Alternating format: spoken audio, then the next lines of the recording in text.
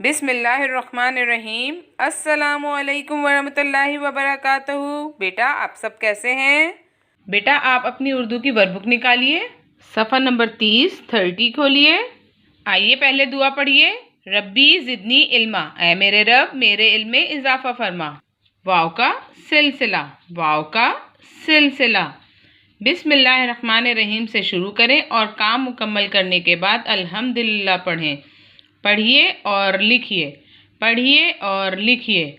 जोड़िए, पेंसिल फेरिए, लिखिए।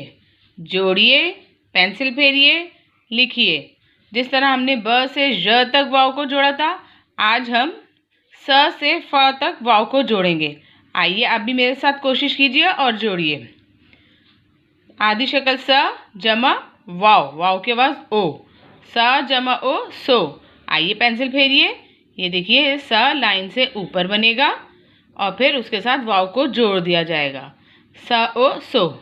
आइए लिखिए, ये स लाइन से ऊपर और फिर वाव को साथ मिलाकर लिख दीजिए, सो। ठीक है बेटा। अब देखिए क्या लिखा है, श ओ शो। ठीक है। अब देखिए पेंसिल फेरिए, ये देखिए लाइन से ऊपर है श और फिर उसके साथ वाव को जोड़ दिया है और नुक्ते, श ओ शो। आइए अब लिखिए, ये देखिए ये श और उसके साथ वाव को जोड़ दिया, श ओ शो। ठीक है बेटा। ये सौत की आदि शक्ल सौ जमा वाव, सो। ये देखिए ये लाइन पर है, लेकिन अब हम लाइन से ऊपर बनाएंगे। ये देखिए ये सौ लाइन से ऊपर आ गया और वाव, सौ ओ सो।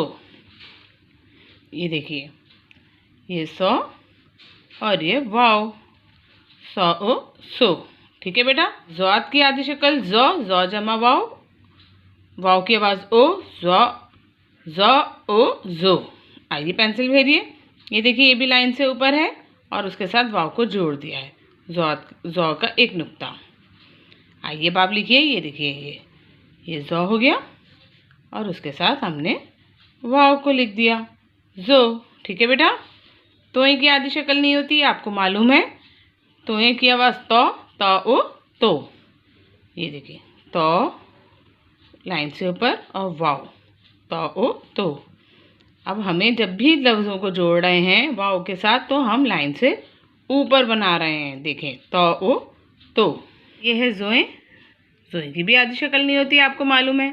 ज़ोए की आवाज़ ज़ौ, ज़ौ जमा वाव, वाव की आवाज़ ओ, ज़ौ जमा ओ ज़ो। आइए पेंसिल फेरिए। ये देखिए ये ज़ौ और वाव, ज़ो। ये देखिए ये ज़ौ और ये वाव, ज़ो। ठीक है। ये एन की शक्ल, ये एन की आदि शक्ल आ जमा ओ, ओ। ये देखिए ऐन वाव, ओ। ये देखिए ऐन वाव, ओ। ठीक है। अब ये गैन है, गैन की आदि शक्ल गौ, गौ जमा ओ, गो। आइए पेंसिल फेरिए। गैन की आदि शक्ल और वाव, गो। और ये आप भी लिखिए, लाइन से ऊपर लिखना है बेटा। ये देखें ये गैन और ये वाव, गो। ठीक है। फे की आदि शक्ल फा जमा वाव, वाव की आवाज़ ओ, फा ओ फो। ये देखिए फ भी हमारा लाइन से ऊपर है।